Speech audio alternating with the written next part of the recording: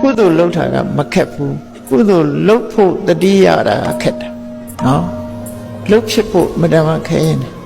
ဘာလို့လဲဆိုရင်လူရဲ့သဘောတရားကွာဒီနေ့တော့မအားသေးဘူးလက်ဖြန်ကြမှာနေ့တော့ဘုရားရှင်မခိုးသေးဘူးနားလိုက်အောင်မယ်ထမင်းစားတော့ဒီနေ့နားလိုက်အောင်မယ်လို့မရှိဘူးဒါဒီပြင်းကျင်းရင်လည်းဒီနေ့ဇကားကောင်းတယ်မနာဘူးလောက်ပဲမှန်းနေတယ်နော်ဥပုပ်တော်ခဏချထားအောင်ကဲစဉ်းစားတာကြည့်ပေါ့လူသဘာဝဟာနော်နားချင်းနားရဲ့